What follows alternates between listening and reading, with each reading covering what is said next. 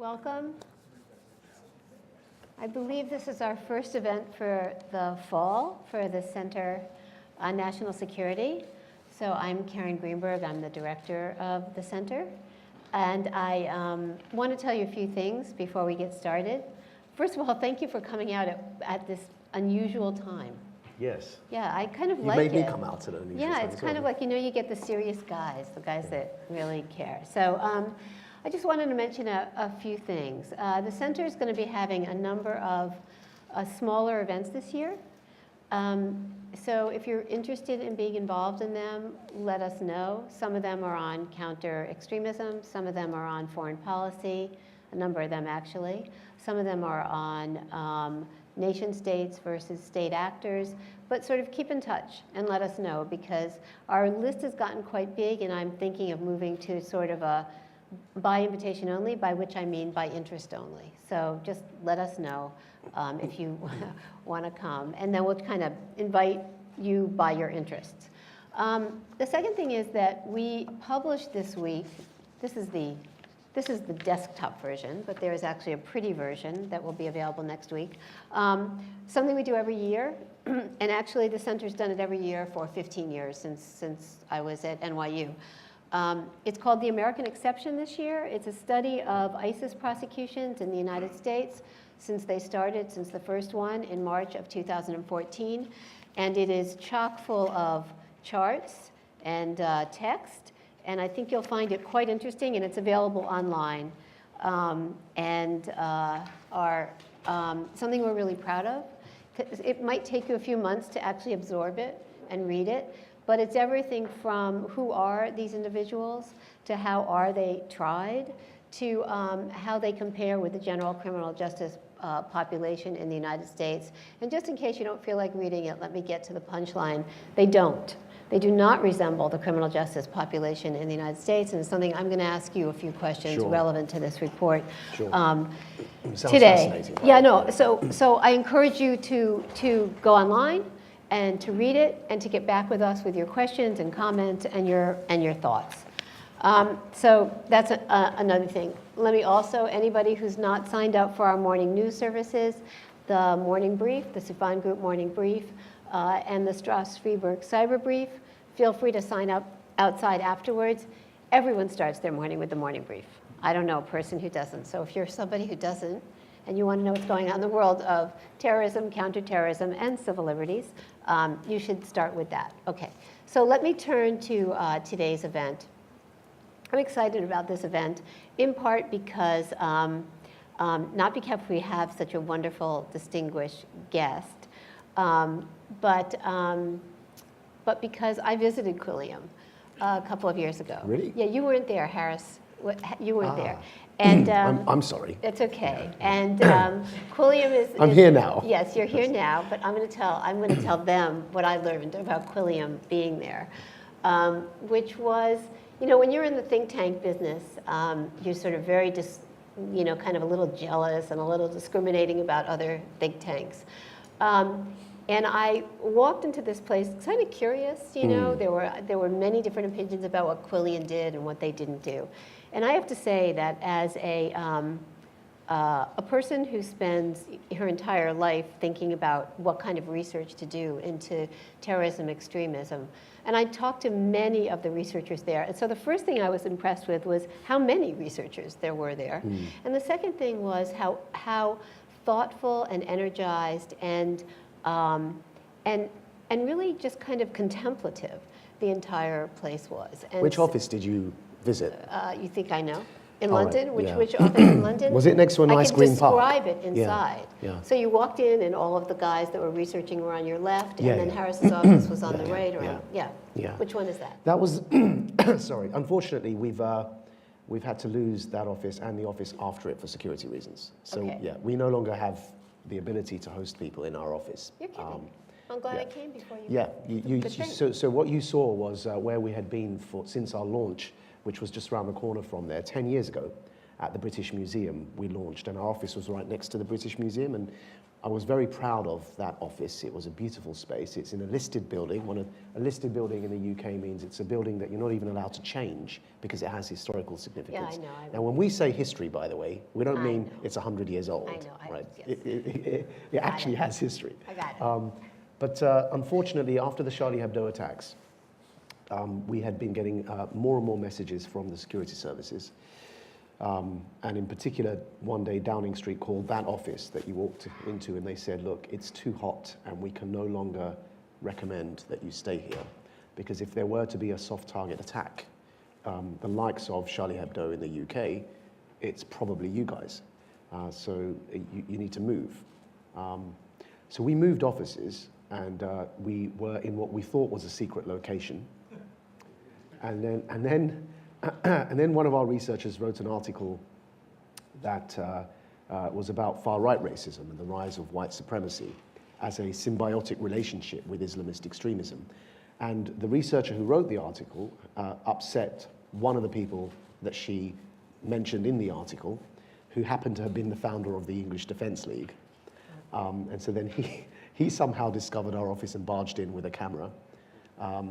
And so then we had to leave that office. And so now we took the decision that lucky that guy who did barge into our office only had a camera, and it could have been much worse. Yeah. So I can't have that, on my conscience, because I'll be sitting here sipping my coffee, having delightful conversation with you, and they're working hard in the office. They're the ones who are the sitting ducks.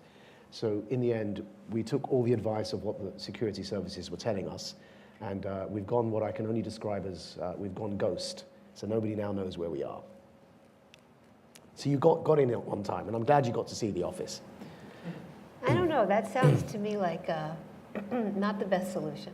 Yeah, well, it's temporary. Okay. We will try and rework this, but one of the things, and I mentioned this because we've just launched Quilliam US. We'll get there. But one of the things I mentioned, I don't want to jump the gun, but jump the shark. But one of the things I said is that actually the security climate in Europe, specifically in London, is a lot worse than here with regards to these issues. Well, actually, that's one of the things I really want to Oh, get so I'm into. also jumping the shark there, right? Okay, I'll stop talking. No. Yeah. I thought maybe I should tell them who you are. Oh, yeah, it's a good idea. What do you think? Yeah. Okay. Okay, so Yes, please. would you like to tell them? Please. We are joined today by Maajid Nawaz, who comes to us from England, born in England, grew up Muslim, wrote actually a wonderful book about it called Radical, about what it felt like to him to grow up as a Muslim in British culture. Joined a group called Hizb ut-Tahrir, went to Egypt as part of this sort of radicalized experience, ended up in prison. Yeah. I think you were only spending on being a year there sort of as a student. You were a student at the time. Spent several years in prison. When he got out of prison, came back to England and left the radical group he had been with, and with a couple of other former radicals, founded Quilliam Society. And can you tell us what Quilliam means? It's a name. It's a proper noun. And it's named for? Abdullah Quilliam. Yep. His actual name was, no lie, his name was William Quilliam. It's true. British. There's a British man in history who was from Liverpool called William Quilliam. And he was one of the first white English converts to Islam, and opened a mosque and orphanage, ran a school. And his politics were the politics of his day, so we're not really trying to invoke a sense of his politics. He was a supporter of the Ottoman Empire. He opposed British foreign policy in the Sudan, which was his right to as a citizen. But, if you name something after Queen Victoria, you're not necessarily glorifying empire. You're trying to invoke a sense of history. So Victoria Station in London doesn't mean that anybody who uses it believes in British imperialism. I only say that because we get asked why we named Quilliam after an organization, after a man who was pro-Ottoman Empire. But actually the truth is, the reason we named it Quilliam is because it was the first example of a man who had been born and raised in England, a white Englishman who became a Muslim and decided he opened the country's first ever mosque, which it remains today as a national heritage site. And he decided that his relationship with England, with Britain, was not going to be one of animosity, but would be a positive contribution instead, which is why he opens the orphanage and he starts engaging in Liverpool charitably. And so our main point was that a message both to the extreme Islamist side and to the far right, that Islam doesn't have to be viewed as foreign and at odds with Britain. Here's an example of a deep historical connection. In fact, the first mosque in the country was opened by a white Englishman. And it was a makeshift mosque. The first purpose-built mosque is in Woking, but the first makeshift mosque, which predates that one, is Quilliam's mosque. Interesting. Is there a statue of him that somebody's going to try to take down, like we have? Oh my God! Oh, don't get me started on those things. Yeah, it's very hard to. They're trying to take down Nelson's column. Well, not say they. There's a column that was written in the Guardian suggesting that Nelson's column in Trafalgar Square be taken down. Yeah. I went ballistic on my radio show about that. Absurd. When you came back and you started Quilliam, you also went to the London School of Economics and got a master's in political theory? After SOAS. So I did right. BA Arabic and your Law. BA, then you did your master's, which I also think is interesting. But one thing I wanted to ask you about before we get to the work you've been doing and how we should think about radicalization and de-radicalization is that that Amnesty International made you a prisoner of conscience. Tell us about this. This is when you were in prison in Egypt. Yes. Correct?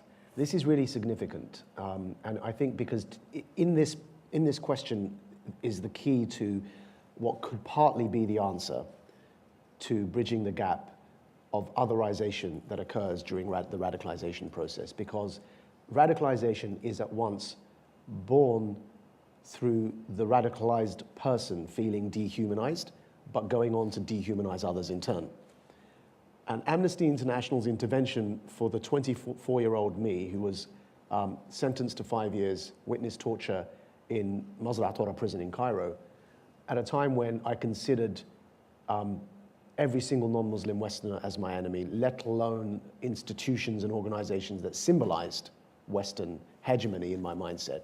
I considered them my enemy, and along they come, knowing what I believed them to be, and yet still adopted me as a prisoner of conscience and took the view that we don't agree with what Maajid says, but he hasn't advocated for terrorism, and certainly nobody should be tortured for having views that we disagree with, and so we will adopt him as a prisoner of conscience. And it became the first unraveling for me, because it was the first time in my life, and I was 24, it was the first time in my life that I had seen a major Western institution defend me. Because up until that point, prior even to my radicalization, my experience with authority was being racially profiled in Essex, having been arrested at gunpoint by police, the genocide in Bosnia, and the UN failing to intervene there. It's currently happening again in Myanmar, unfortunately, happened before that in Rwanda. So the experience I had with authority and institutions that were meant to symbolize Western justice, the police, the UN, were all failing Muslims. That was how I viewed it as an angry 16-year-old. And then along came Amnesty and said, no, we're going to intervene here and stick up for you. And I thought, how is my enemy, people that I would actually, under a so-called caliphate, ban? Human rights were seen by me as a tool of Western hegemony, and the kind of typical notion that democracy was only preached as a form of imperialism to intervene in Muslim-majority countries. We would make sure they ceased to exist in our dream caliphate. So how are they sticking up for me when I wouldn't stick up for them? And that began a process of what I've called in radical rehumanization, which is where the heart leads, the mind can follow. It's key before somebody changes their mind, because a lot of this is driven by ideology, yes, but it's also a lot of it is driven by emotion. And before somebody changes their mind, they have to have an element of rehumanization that can occur first, which can only happen with people-to-people contact, human-to-human relations. So a man in his 70s, Christian man from Buckinghamshire, who had nothing in common with me whatsoever, who represented Amnesty and who convinced Amnesty International to adopt us as prisoners of conscience, was my pen pal. You think about that. You've got a 24-year-old radical Islamist in jail with the assassins of Anwar Sadat, having dinner with them every day, and his pen pal is a Christian man from the rural Buckinghamshire county, who's a practicing Christian, not from my age generation, but he would write to me regularly, and he was the one responsible for getting Amnesty. He was a local activist, and he was the one responsible for the campaign that got Amnesty to adopt us. That person-to-person contact that rehumanization is what is key, I think, and can be key in the de-radicalization process. One thing I want to pull out, there's a lot of talk about alienated youth. There's a lot of talk about, exclusion both in this country and particularly in France, also in the UK. But something that comes through in your book and something that you just mentioned was Bosnia. Yeah. Well, one of the things that's overlooked in the Al-Qaeda to ISIS, religious fundamentalist Islam story is the role Bosnia played in radicalizing disgruntled, whatever you want to call it, youth, alienated youth. Can you talk a little bit about why Bosnia was so important and how Bosnia was so important? So if you think of, I know we've just Brexited, for which I'm very sorry, by the way. But if you think of Europe as a continent, it's like America, in that the United States of America is the size of a continent. And we think of ourselves as a continent unto ourselves. Indeed. Okay. And so it helps for that analogy because we're currently on the East Coast, and if you are of a certain demographic, whether you're Jewish, whether you're Latino, whether you're Muslim American, if there was a genocide occurring against your demographic on the West Coast, and you're on the East Coast, I mean an actual classified as genocide, not hyperbole, not tearing down statues, but an actual genocide going on your continent, on the West Coast, and you're here on the East Coast, and you're Jewish or you're Muslim, imagine how that would impact you. Imagine the change as a 15-year-old that would bring about in your upbringing if that was your first contact with politics in the wider world. And so I was 14 and 15, and there was a genocide unfolding against Muslims in Europe. It was a 1 hour to 1.5 hour flight. It's less time to fly from London to Bosnia than it does to fly from here to LA. It's a 5-hour flight, guys. Right? It's quicker for us to get to Sarajevo from London. So this genocide was unfolding on our continent, and we were coming of age. It was the first political awakening for us that we had as, our parents were immigrants. We were the first generation who were born and raised in Europe. And yet here we were seeing that not only was there a genocide against people that identified as we did, but that the world was standing by because the UN, if you remember, imposed an arms embargo on the Bosnians. The Bosnians weren't allowed to arm themselves. Now, of course, the Russians, history repeating itself, the Russians, it did intervene and were arming the Serbs. They saw them as their Orthodox allies in Europe. And so while Russia was arming the Serbs, the world was imposing an embargo, preventing the Bosnians from arming themselves. And of course, then there was that huge scandal when Srebrenica happened with Dutch peacekeepers, as happened in Rwanda. It's not just Muslims, as happened in Rwanda, where the UN stood by and 3,000 people were murdered in one day in Srebrenica. So I came of age through that. Now, Muslims in Europe were never again the same after that. Prior to Bosnia, my troubles with the police, and it was all racially based. I didn't identify as a Muslim. And when we saw Bosnia, and again, this is pre-internet, we were receiving news directly from fighters who went and would come back and had VHS and would play these VHS videos and watch what they were recording themselves on their cameras. When we saw that there was an ongoing attempt to remove an indigenous European Muslim identity from Europe, keep in mind these are white, blonde-haired, blue-eyed Europeans who'd been there as Europeans, not born to immigrant parents. We saw that even being white wasn't good enough. The mere fact they were Muslims, it was a problem. So then I, who hadn't up until then identified as a Muslim, suddenly in defiance began to identify as a Muslim. And I think we went from being British South Asians and British and German Turks and French Arabs to becoming British Muslims, French Muslims, and German Muslims because of Bosnia. It's very interesting. It's one of the things that I think is most overlooked when people tell the story of the development of radicalization. I want to talk a little bit about this country versus the UK or Europe in general, because we do have, at least from our research, we have a very different scenario here, and you kind of touched on it. I guess I'll let you start. I was going to try to give you our take on it, but how do you see those differences? So I touched on this, again, I won't steal your thunder, so we had a launch event yesterday, but I won't go into it. But I touched on it. I mentioned something, that two statistics to keep in mind, that if you contrast I think, highlight the differences between the challenges we're facing in Europe with radicalization and the different challenges in the United States of America. And this is polling data, so I like to, because between, for want of a better phrase, between the Islamophobia of the right and the Islamophilia of the left, we need to be able to have a conversation that's evidence-driven and evidence-led. Otherwise, everyone's just based on feelings saying what they think, which is really them grinding their own political axes. So we have some polling data. As of last surveyed, from January this year, when British Muslims were asked their views on whether homosexuality should be criminalized. Now, I'm going to remind you, this isn't opposition to same-sex marriage. It's criminalizing being gay. So it's worse than just opposing same-sex marriage. They want to make it, illegal to be gay. And of course, when you then add to that, what's the punishment in traditional Sharia for committing unlawful sex? It's worrying what the answer was. So 52% of British Muslims said they would ban homosexuality as of last January. You compare that to the same question was asked of American Muslims in a different survey, interestingly. They weren't trying to make a comparison, but it ended up being a nice way to compare. More American Muslims were sympathetic to same-sex marriage than their Christian evangelical American counterparts. So you've got a different, and that's a difference in, I seek solace and find hope in, and am optimistic, cautiously, in American Muslims being better integrated, more liberal than their European counterparts. So there's a but. Oh, there's a but for you? Okay, go ahead. But. And the but is that is changing.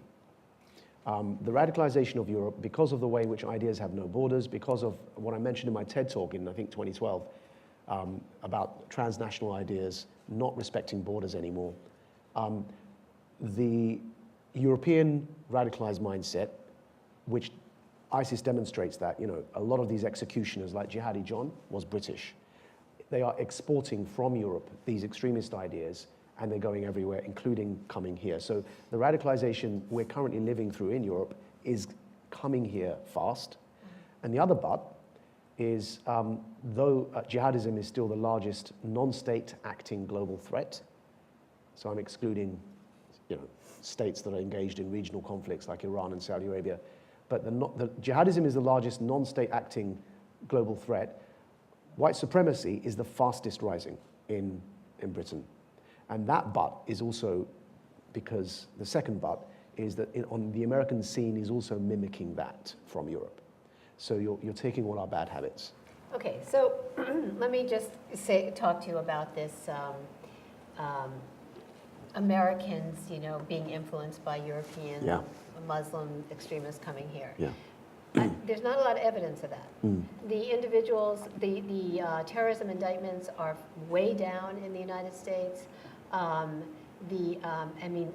in terms of a 15-year arc, there is not just the ISIS cases, it's a 15-year arc. So we have fewer and fewer individuals who are indicted for ISIS, or actually for terrorism in any kind of way, Islamic terrorism. And there isn't a lot of concern, even within the cases that we have, about influence from Europe per se. So I'm just suggesting that to you I can understand how you might think that might happen, but the actual evidence really isn't there unless you have knowledge of something. Don't suggest it, assert it. No, what? Yeah, feel free to assert it, not just suggest it. Yeah, I'm happy for you to challenge me. I'm just saying that's just, and I just want to push back a little bit and say that from the point of view of those of us who study terrorism here, the United States looks very different to us than it does to our European counterparts. And one way in which it looks different is that we don't have foreign fighters returning. That is the number one issue for us. The proximity to the Middle East, the way in which there can be, such an escalation of ideological violence with foreign fighters who are trained and on message. We don't have that here. And the second thing is the prison population. Our prison population does not have the high percentage of Muslims that yours has. And so I just wanted to put that out there in terms of You're spot on. No, everything you said is correct. The but that I said it's coming, I genuinely believe it's going to get worse. But But actually, at the moment, it's very good. And I think that why I'm saying, though, that I think it's going to get worse, is that I don't think the measure should only be to consider those who become terrorists. I think we've got to also start looking at ideas, because down the line, those ideas manifest in certain ways. And what I'm worried about is with the rise of identity politics, and a sure sign, and this is now me in analysis mode, not in data mode, right? Yeah. Because the data's on your side here, which is why I began with optimism. But I said I'm cautiously optimistic, because in analysis mode, I think that whenever the left goes down the line of identity politics, you end up, and we've had this experience in Europe, and I speak as a liberal who ran for office as a Liberal Democrat in the United Kingdom and lost. But whenever the left goes down the line of identity politics, communities end up more divided, not more united. And identity politics is divisive. The whole tearing statues down business is just one manifestation of a wider problem that I'm beginning to see is affecting American liberal discourse. And when the debate becomes that polarized, I think that the signs are there that putting one's Muslim identity, despite a lack of religiosity, because of course many ISIS recruits aren't traditionally religious, but putting one's Muslim identity as the sole definer of how one interacts with society is one of the precursors to separatism and a desire to isolate communities. Okay, so this brings up something that you write about in your book, in Radical, that really interests me, which is parents. Parents. Parents. I mean, because you touch on that. Yeah. You talk about the role of the parents and the family, right? When you're talking about how to think about ways around this. One of the things you focus on is the family environment. Yeah. So that's very interesting, and it's one of the things that's been neglected completely in sort of counterterrorism narrative. I think in reality, there's actually more of it than we see in the programs that the U.S. government has rolled out, for example. So when you're talking about identity politics and you're putting it on the left, what about the way in which there are cultural differences? There are issues that need to be dealt with. Yeah. What role do you see parents playing in both negative but also in positive ways? So we were involved in a Quilliam initiative with other partners, and it was called FATE, Families Against Terrorism and Extremism. And the reason we were is precisely for what you said, that the role of families is often understated.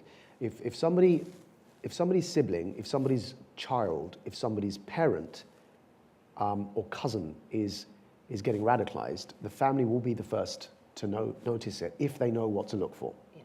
And also the idea, the notion that Mark Sageman first popularized of group radicalization, but group think in a sense, that gangs of brothers or gangs of cousins join together. Again, the data demonstrates that happens. In my case, it was 4 of us cousins who grew up together, joined Hizb ut-Tahrir together. And we were all cousins, so family. Our parents noticed it first. If we can help train and empower the parents to notice those signs and to be on the front lines of providing interventions, then there's an opportunity to stop it before it gets too late. Now, my mother tried that, but she wasn't trained. And of course, the type of Islam we adopted it was foreign to her because it wasn't the Islam she'd grown up with. And today we forget that because Muslim fundamentalism and Islamist extremism, and I distinguish between those two, has become so pervasive in certain discourse and in certain areas of our communities that we forget there was a time when Islam was associated with a hippie trail in Afghanistan, not with the Taliban, And Yusuf Islam, Cat Stevens, converted, because he was into music and love and peace, and he found that, harmony in Islam. That was all a bygone era. The Middle East, you'll remember, was associated with hospitality, food, and smiling faces. The problem was the Soviet Union. So my mother's Islam was that, it was the Islam of Imran Khan, who was the cricket captain who won the World Cup, and Benazir Bhutto was the president of Oxford, and everyone wanted to go to visit Pakistan. And along we came, and she didn't understand and couldn't get her mind around what we were saying and where we were getting this from. So she wasn't trained to provide that intervention, but if she had been, and she, bless her, continued to try throughout my entire radicalization, and actually even came and visited me in prison and never gave up, which is why now my views are informed, my humanism and my liberal values are informed by what she never gave up trying to instill in me. And Quilliam's genesis was my mother's attempts at resisting me. And I thought, well, actually, I want to take this, you know? And so we need to, it's so important, we need to be able to train the parents, train the siblings into providing those interventions at an early stage so they know where to go, who to go and speak to, and how to speak to people that are beginning to change in an unsavory manner. So that's what FATE was about, the project. What's the difference between Islamic fundamentalism and Islamist extremism? Okay, so Islam on the one hand is a religion, and like any religion, it's got its own internal diversity. It's not a monolith, and there are as many takes on Islam as there are Muslims, especially because we don't have a pope. And it's not just the Sunni-Shia divide, but even within the 80% of Muslims who are Sunni, there are so many different takes from, you know, and depending on the angle you're looking at it, from a jurisprudential angle or a spiritual versus legal angle, there's so many different versions of being a Muslim. Islamist extremism, my own one-sentence definition, you know, feel free to use it, right, guys, is the desire to impose any version of Islam over society. That could be violent. If it is, I call it jihadism. It could be political, like the Muslim Brotherhood, and in which case I just call it Islamism. But for me, in principle, on a philosophical level, any desire to impose any version of Islam over any society anywhere is philosophically problematic because it's theocracy. So I don't consider non-violent Islamism to be part of the solution, even though I wouldn't suggest banning non-violent Islamists. I consider them to be part of the problem, like racism, who need to be challenged. Though if you're a non-violent racist, I wouldn't advocate banning you. I certainly wouldn't sit with you and have polite conversation. Likewise with theocrats, they need to be challenged. So that's for me Islamism. Obviously, violent Islamism would need to be dealt with by law as well. Muslim fundamentalism, the best analogy I can give you is with Christianity. There are Christian fundamentalists, or indeed the Amish, who are ultra-conservative, who don't try and impose their views on society. They just want to be left alone and carry on with their own fundamentalism. So there are Muslim fundamentalists who wouldn't be our allies in gay rights. They wouldn't be our allies in gender equality. They wouldn't be our allies even perhaps against FGM. But what they're not trying to do is take over government. They pose certain other challenges. They also need to be challenged on issues that we just simply cannot tolerate, like FGM. But there's a different set of challenges that come with Muslim fundamentalism than those that come with Islamist extremism. The last thing I'll say is it's important to understand those differences because these two groups hate each other. And so sometimes the fundamentalists will ally with you against the Islamists, and sometimes the Islamists will be against the fundamentalists for certain reasons. In certain cases, it's important also to know this distinction because depending on the test you're using, the Islamist, who is the theocrat and therefore is philosophically problematic in what they're trying to bring about, would be more moderate than the fundamentalist in certain issues. So we, as Hizb ut-Tahrir, who are working for a global caliphate, who believed in all sorts of repugnant ideas like stoning adulterers to death if we were in power, if you ask us about FGM, we would condemn it outright and say it has no place in Islam. So you would mistake me for a moderate who didn't have a beard, because I didn't, who dressed exactly how I dress now, because I just, you know, Hizb ut-Tahrir doesn't have those sorts of, they're political Islamists. Yeah. So like the Muslim Brotherhood, they wear jackets. Yeah. And so if you were to see me, I'd be speaking the same English I'm speaking now, and I'd be dressed in this way, and if I wanted to, I could present a moderate face to you and say I condemn FGM, and you'd mistake me for somebody who's an ally to you against FGM. When actually, if you were to ask me a different question, do I believe in offensive jihad? Do I believe in chopping off the hands for theft? Do I believe in stoning the adulterers if conditions of Sharia were perfect? I would do, and I'd say yes. So often people that don't know these distinctions mistake political Islamists for moderates. Got it. You're known for, and others in your group actually, for advising the British government, Tony Blair and others. British counterterrorism laws, British anti-terrorism laws are uniquely harsh. Yes. And they're particularly harsh compared to the United States. Yes.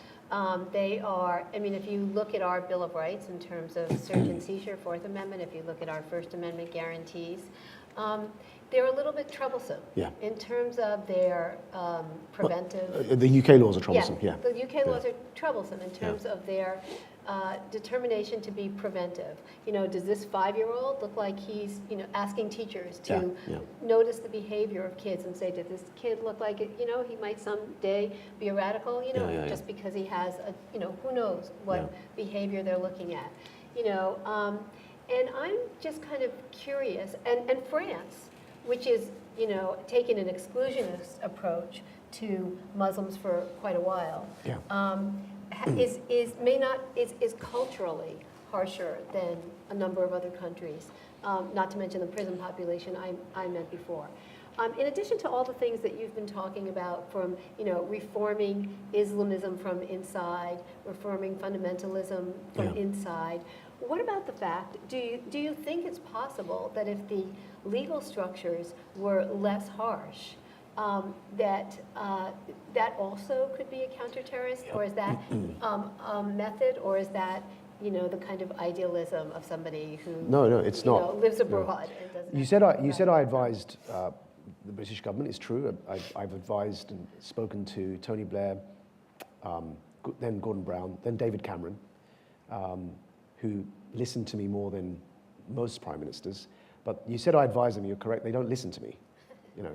And I've constantly advised them.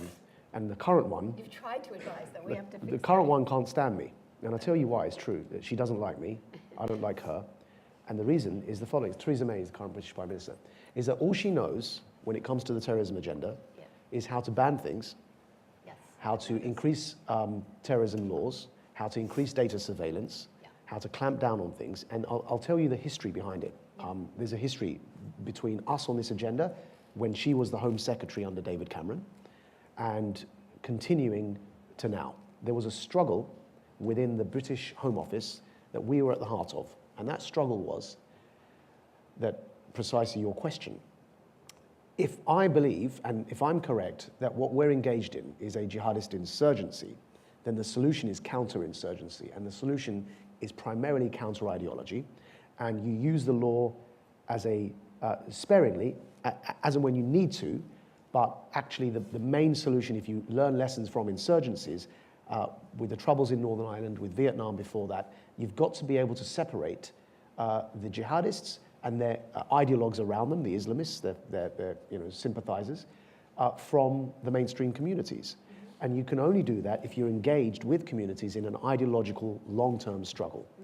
And then the law will alienate those communities, so it should be used sparingly. If that analysis is correct, that we are in an insurgency, and I believe it is correct, and I believe we've got insurgency-level numbers in the UK. Our security services are monitoring 3,000 operational jihadists. They say they wish they could monitor 23,000, but they don't have the capacity, and that's the jihadists. So around them will be more thousands of Islamists, and around those Islamist sympathizers, these numbers, considering there's only 4% of the UK population is Muslim, are insurgency levels. We just had another attack. We had 5 before that, and we've had far-right terrorist attacks. If it's correct that this is the correct way forward, then banning things like the face veil in France, increasing data surveillance, banning speech on universities, which is what Theresa May was trying to do when she was the Home Secretary, is losing the ideological long-term war for the short-term legal victories. And that's politics, that the politicians want to be able to show that they've done something about extremism, and no long-term solution helps them in a 4-year election cycle or a 5-year election cycle. So that's the problem we're dealing with. The history of the struggle was that struggle between this vision of trying to say, if we are in a civilizational ideological struggle between not Muslims and non-Muslims, but between secular liberal Democrats and theocrats and totalitarians of any ilk on the other side, the true struggle is between secular people and dictatorial people, and there are Muslims and non-Muslims on both sides of those divides. If that is correct, then we need to be able to emphasize how to how to reassert those secular, liberal, democratic values. That means having a sometimes very uncomfortable conversations with Muslim communities that make you unpopular, right? And we can get to why the Southern Poverty Law Center listed me as an anti-Muslim extremist. It's because I have those uncomfortable conversations. But let me tell you something with all candor. If you're not prepared to have those uncomfortable conversations in Muslim communities, the alternative is to ban things instead. And that was the direct struggle we as Quilliam had with the Home Secretary, Theresa May, who's now the Prime Minister. David Cameron sided with us. And then he gave a speech that I edited, proofread for him, and helped him work on, and went to see him in Downing Street, and it was in Birmingham he gave this speech, talking about the need for the ideological side of this work instead. That upset the Home Office, the Home Secretary, Theresa May. It upset her head of counterterrorism. They were pushing instead for more data powers, more surveillance powers, more legal powers, banning speech on campus instead of the uncomfortable conversations that I'm advocating. And then Cameron sided with us. She hated me since then. And of course, Brexit happened. Yeah. And it was the undoing of us all because he had to resign as Prime Minister. She became Prime Minister and has locked us out ever since. And she prefers, as a knee-jerk reaction to whenever something happens, her knee-jerk reaction has been to try and just legislate it out of existence. She doesn't like the idea space, isn't comfortable with it, doesn't understand it. And of course, the problem is she's a right-wing Prime Minister. The left are helping her because the left also don't want these uncomfortable conversations because they don't want to offend Muslims. And I constantly say to them, if you don't want an uncomfortable conversation, then the only alternative is to ban. And that's what the right-wing Prime Minister is trying to do. And it's the problem we're caught in where they're feeding each other's paranoia. And no one wants to actually say, you know, I'd rather you're uncomfortable with me saying I've got no problem with depictions of cartoons of the Prophet Muhammad. I'd rather you're offended with that than your headscarf is banned and my cartoon is banned, which is the way we're headed at the moment in Europe. Yeah. So, right. So that's Quilliam in Europe, yeah. And that's the context of Quilliam in Europe. But now you've launched Quilliam in the United States, right? Yes. And that's what brings you to Last the United night, it's States why my now. voice is slightly deeper than it is ordinarily, people. I mean, we were celebrating. So my question is, like, why do we need that here? Don't we have our own things? Like, fantastic question, yes. really, yeah. Okay, the obvious. Yes, but also it's good because I encourage anyone, I don't know if we're going to get to a Q&A, but I do encourage people to ask me tough questions. I don't mind them, honestly. And why we even need it here is a good question because... Or why even do you want to be here? Yeah, Is it because England, if you follow what you've just said, yeah. It's that you're working in an environment that is not hospitable yeah. in fundamental ways to yeah. what you're trying to achieve. So. And my opening remarks kicked off with this. No, it's true. Well, I first for New York, I met my wife in New York actually. So that's yeah. Okay. But it's two main reasons why we've decided to open here. And Mohammed is somewhere here. Where is he? Oh, there he is. So this is our newly appointed, very proud of him, US director, North America director, I should say more precisely, because we're opening in Canada as well. And he'll be leading our efforts here. 12 years State Department working on CV, as you know, and you know, really an expert in his field, speaks Arabic, third generation African-American Muslim. And why have we found that kind of talent and gone full out to try and have a presence in the United States? And it's because we realized very early that whereas we were trying to influence the debate in Europe and making some headway sometimes, like with Prime Minister Cameron, that, you know, if you neglect politically influencing Washington, D.C., then it has consequences. And we realized that during the last few years of the Obama administration, with that whole debate between Trump and Obama about naming the problem, and the consequences of getting the debate wrong here and what happened next. I think I'm being very clear with the allusions. Got it. Yeah? And so then we thought, okay, as well as the but that I mentioned earlier, that the identity politics driven identitarian Muslimness is coming to America from Europe, there's another problem, and is why I'm more concerned, is the rise of far-right anti-Muslim sentiment in Europe. Now, often, a whole bunch of right-wing anti-Muslim people say to me when I make this point, Maajid, we're not the problem, you Muslims are. Stop trying to blame it on white supremacy. The truth is, let's be evidence-led. Whereas the greatest threat at the moment, by consensus of our security services and third sector organizations that work in this field, is still jihadism, the fastest rising is far-right, anti-Muslim white supremacy. Or is that just anti-Muslim? Yeah, but it's mainly what they're doing is, but they're riding that wave.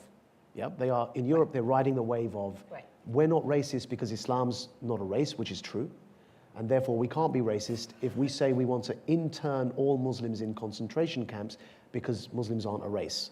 And this is quite literally the logic that I'm hearing these days. And it's clouded in half-truths, because it's true Islam isn't a race, and it's not racist to criticize an idea. But we've got to defend people's right to criticize Islam. But the minute you get, of course, genocide isn't just a racial thing. The minute you start talking about interning any group of people for any identity they happen to belong to, that is, genocide and ethnic cleansing and concentration camps. So the fastest rising threat, we've had a member of parliament murdered by a far-right terrorist last year in the United Kingdom.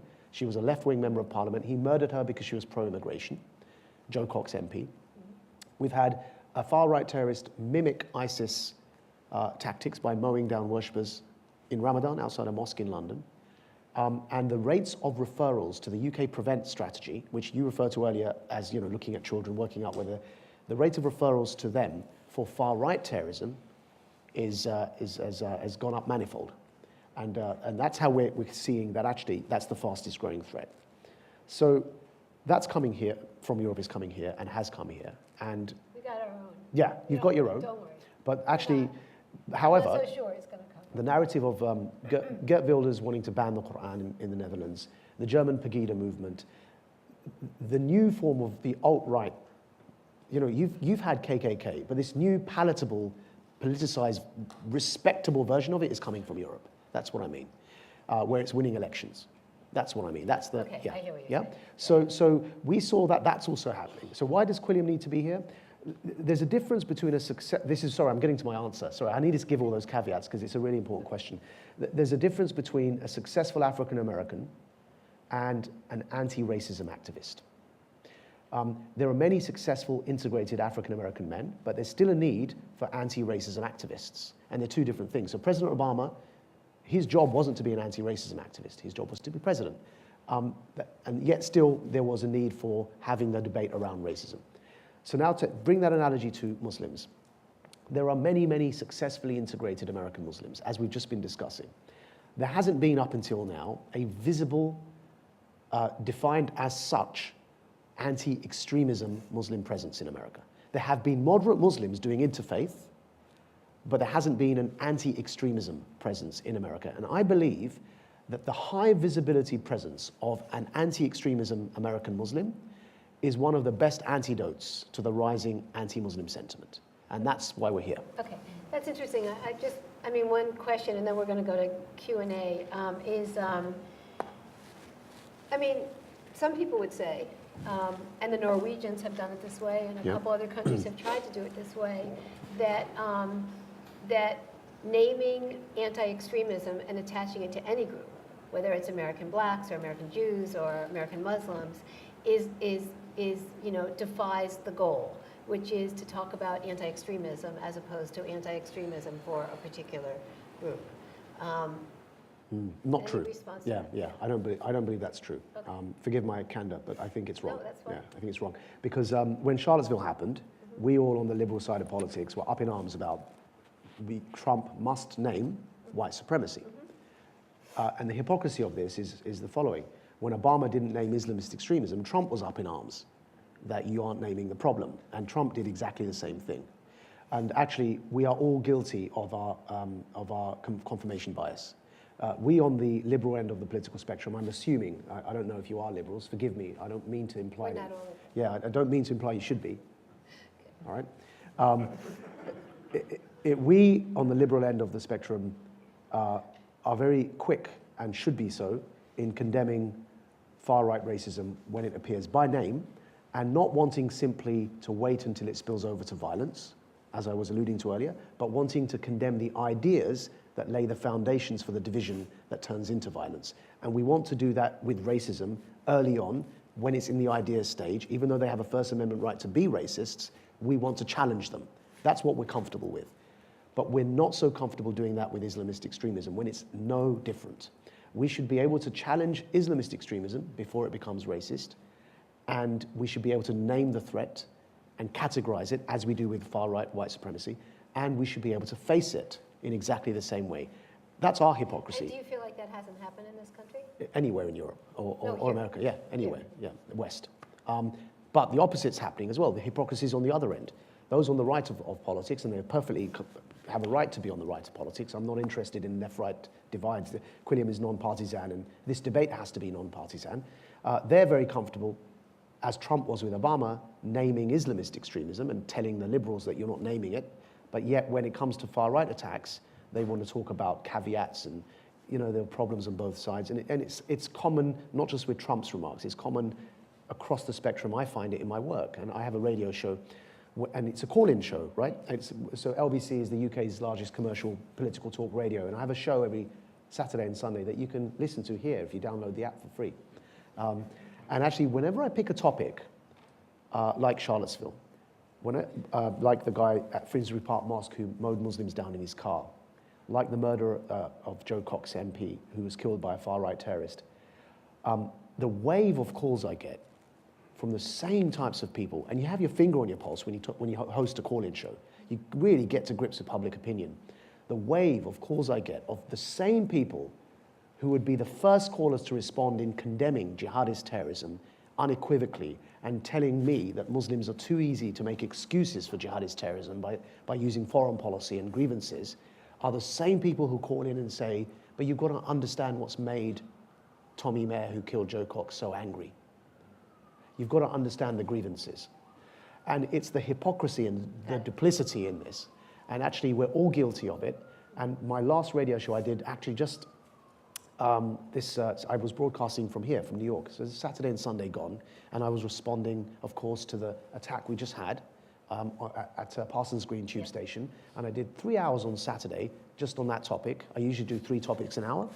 And I kicked off with this. I said, enough, I am tired of liberals standing up and saying, you on the right wing must condemn white supremacy where you see it. And then the right standing up and saying, you liberals must condemn Islam. I'm tired of the hypocrisy. Can we all for once just be consistent and recognize that grievances and ideology come into play for radicalization from whichever end of the spectrum it emerges, and yet that doesn't justify the terrorism, so we have to condemn it unequivocally while trying to deal with the grievances. You know, the nuanced approach applies to both ends of the spectrum. If a Muslim is angry because of Bosnia, then a white working class lad who joins a far-right extremist group is angry because of his wage depreciation that he blames on immigration. That's a grievance. We have to talk about it just like we talk about Bosnia. Interesting. Do you think there is any country that's handled this particularly well? No. That's unfair. The Netherlands. Yeah, the I was Netherlands. going to say. Yeah. I think the Netherlands. Yeah. And what about Norway? Yes, but for me, the Netherlands is really the best example. Norway, yes, okay. But they've got some problems coming. But the Netherlands have had, I think, and you know, never say never, but they've had some really bad problems they seem to have overcome. The Norway's problems, I think, are yet to come, and partly because of immigration patterns.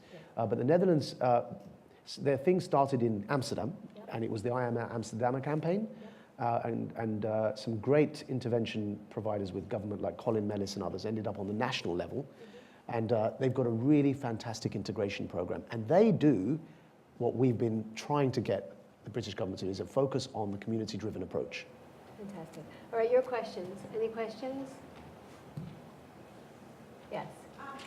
Thank you very much. Thank you very much for coming. Could you introduce yourselves as well? Name and affiliation. My name is Foria Yunus, former government employee. I did a lot of investigations. I had a quick question. I agree with you that the families might be the first to notice some fundamental extremism type behavior. And what I found though was that a lot of times the families would notice maybe an increase in religious behavior, but they would almost have blinders on when it comes to thinking that their child might do something violent.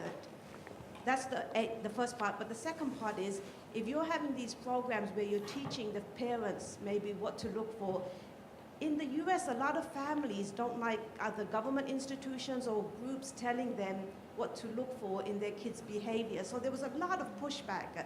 I know we had some government programs that were trying to do that. What's your thoughts on that? Well, that's why it mustn't be a government-driven, government-led initiative. It absolutely can't be. What we try to do as third sector with FATE, Families Against Terrorism and Extremism, is bring people like my mother who've lived the experience, who have had to travel and fly to Egypt, go and visit a jail where there are, the assassins of presidents, and walk in as a non-headscarf wearing, liberal, moderate Muslim British woman, and have to visit her son in that condition, and the nightmare she must have been going through before having met me, because we were in solitary for 3.5 months, knowing her son had been through the torture dungeons. I mean, imagine what a mother goes through in that time, in that experience. Trying to process all of this. Those are the sorts of experiences that we need to put to the fore. I'm not saying my mother, because I'd rather she's getting on with her own life at the moment, but there are volunteers in our network, FATE, that are mothers like that, who have been through that experience, who, when they approach other Muslim mothers, can have a mother-to-mother conversation. The training needs to be there for them. It needs to be third sector driven. It mustn't be government-led. It's Martha Rayner. I teach here at the law school. I wanted to ask you about the uncomfortable conversations that you refer to. And I want to ask you whether you think that's more comfortable for you because you are a Muslim, right? That same conversation coming from me might be more uncomfortable. Of course, yeah, absolutely. Right? So yeah. I just wanted you to sort of That's talk a bit I'm about really, that. really glad you asked that. Thank you. It's true that it would be more uncomfortable for you. One of the functions that we try and provide, sorry, my mic's just fallen off. One of the functions we try to provide is to give permission to have these conversations. There is something I refer to constantly as the bigotry of low expectations. And we need to be able to overcome the bigotry of low expectations. And what I mean by that is, when I said earlier, we're caught between Islamophobia and Islamophilia. The Islamophilia is born of a bigotry of low expectations. That Muslims, it's almost an implied view that Muslims can't really be liberal, shouldn't be expected to be liberal because that's just their culture. And so we're going to lower our expectations and accept from Muslims what we wouldn't ordinarily accept from other white people or non-Muslims who are my equal and who therefore I do expect to adhere to the sorts of standards I believe in. That's a bigotry of low expectations. And we see it quite regularly. What I want to say to people is, when I talk about giving permission for the conversation, through the language of social justice, and I try and phrase everything I speak about in that language because it's what's saved me, and Amnesty's work and human rights discourse.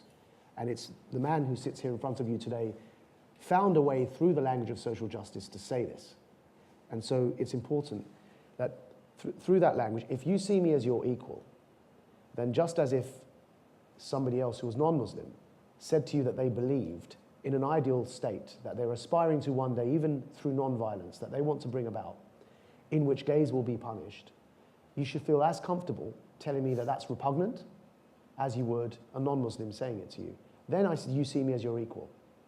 And so that permission to have the conversation, I think, helps us, even though it'll be very uncomfortable at the beginning, but you don't need to be black to challenge racism. You don't need to be Jewish to challenge anti-Semitism or gay to challenge homophobia. Nobody need read one page of the Quran to know that it's wrong to aspire one day in the future to the kind of state, if all the Sharia conditions were met, that stones adulteresses to death. You don't need to know a bit about Islam to know that's wrong from a humanist principled position. And so I think when you have the confidence that you're coming at this with liberal values, with social justice at the heart of your desires and intentions, it will offend Muslims, absolutely it will, to have some of these difficult conversations. But I'd rather they're offended, frankly, because that helps people grow up. I have every right to be offended at anything you say to me. I have no right to insist that you do not offend me. And I'd rather you offend me than what's happened as a result of not having these conversations in Europe, where France has banned the face veil, where Britain, there's this debate about whether it should be banned. After the last attack, before the last attack, and keep in mind we had about 6 this year, the man who led, otherwise a very sensible academic in this area, who led the British surge in Iraq, Colonel Kemp, was openly writing in newspapers that perhaps we should have a Guantanamo Bay. You know, because we haven't been having these difficult conversations, people are now losing patience and saying, what other harsh measures can we put in place? And you know, that's really what I fear. And so I really think that you must feel like you have permission to say to a Muslim, the very same law, and this is when I tweeted a cartoon of the Prophet Muhammad in 2015. I was on a TV debate, and there's a Muslim sister wearing a face veil. I don't agree with the face veil. I vehemently disagree with it from a religious and a secular perspective. But I defended her right to wear a face veil. And what happened next was a man quite literally undid his jacket and was wearing a T-shirt on which there was a depiction of J representing Jesus and Mo representing Muhammad. And J said to Mo, "How you doing?" And Muhammad said, "Hi." And that was it. Stick figures, and it was that innocuous. So the Muslim sister who was wearing the face veil turned to the guy who undid his jacket, and this was on live TV, and she said, "You can't wear that. You have no right." He had just been advocating her face veil be banned. She advocated that his T-shirt be banned. This is the problem we're facing. So I'm not on the guy that they called in to try and mediate between this, right? It was called BBC Daily Politics, the show. And so I intervened and said, look, I disagree with your face veil. You've got the right to wear the face veil. He's got the right to wear that T-shirt. And your T-shirt makes her uncomfortable. Your face veil makes him uncomfortable. They're using precisely the same language. He said, your face veil makes me feel uncomfortable and threatens me because I can't see your face. She said, your T-shirt threatens me because you're insulting my prophet. And I said, well, grow up, guys. That's the whole point of liberalism. It's, you've got every right to be offended, but you've got no right to tell him he cannot offend you by wearing that T-shirt. So I made an intervention. The BBC, cowardly, showed the bit where he's telling her that she can't wear the face veil, but they cut out the cartoon, thereby skewering the debate. And they did so because they feared repercussions. And so I said, see, this is the problem. So I said, you've cut out the T-shirt from the live debate. Now you're skewing the whole conversation, and you're actually decontextualizing my intervention. So I tweeted the cartoon, and I said, Allahu Akbar minhum. God is greater than to take offense at such an innocuous image. And I said, I'm not scared of this. And of course, what it led to was actually a huge furore. I was standing for election at the time. Nick Clegg was the Deputy Prime Minister with David Cameron in our coalition government, and he was my party leader for the Liberal Democrats. And when I talk about a national scandal that was caused, I'm talking about to the level where the Deputy Prime Minister had to intervene in the media and say, can everyone leave this candidate alone? Because delegations were sent to the Deputy Prime Minister trying to have me deselected from my parliamentary seat. Multiple death threats were coming in from the Taliban in Pakistan and from jihadists in Britain. The police had to install panic alarms in my home, not because I asked for them, because they insisted. And all of that from a tweet, from the context that was lost, which was me trying to defend a woman's right to wear a face veil, even if we don't agree with her. And that's the irony. And it began with me defending a Muslim woman's right to cover her face.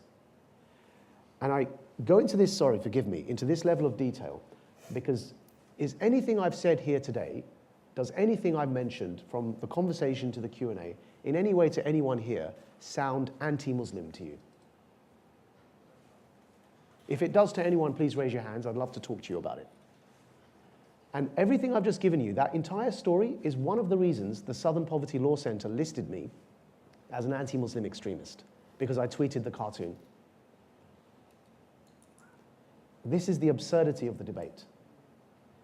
And so I'm going to continue. I'd rather, and by the way, these are white non-Muslims guys sitting in Alabama, telling somebody who's been born and raised Muslim, who's struggled over his religion, been to prison for it, memorized half the Quran, learned Arabic to understand my religion better, and they're telling me I'm the anti-Muslim extremist. They haven't seen the sacrifices that I've had to make for my beliefs, and now what I try and do to try and defend Muslims against being banned and interned in Europe.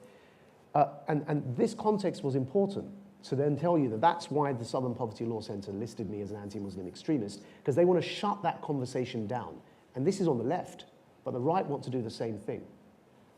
If we can't have these uncomfortable conversations, and instead we want to shut them down, either from fear of offending Muslims on the left, or from wanting to ban Muslims on the right, then what I fear for the future of our secular liberal democracy. I think we're out of time. I just want to say, just as a parting words, it's very interesting. We're having this conversation really about Muslims, anti-Muslim sentiment, anti-extremism. But it's very interesting how much of the discourse could be extrapolated to so many other things. Yeah. The last guest we had here last spring, who was not Muslim but was European, also had death threats. Also, had to have protection because of things he had said about secular liberalism and Muslims, among other things. Who was your guest? Joe Capet. Oh, yes, I know Gilles. I know Gilles very well. Of course. Yeah. And I see it everywhere. The kind of rush to violence, Yeah. the rush to anger, and I think we'll get through it. Yeah, You know. I'm confident. But I do think that it's interesting. I hope to have a lot of voices here that are sort of debating this. What have we gotten ourselves into in the 21st century? And how do we get out of it before the 22nd century? Yeah. So thank you so much for Thank you. joining Thank us. you. And feel free to come up and talk afterwards. And thank you all for being so patient. Thank you.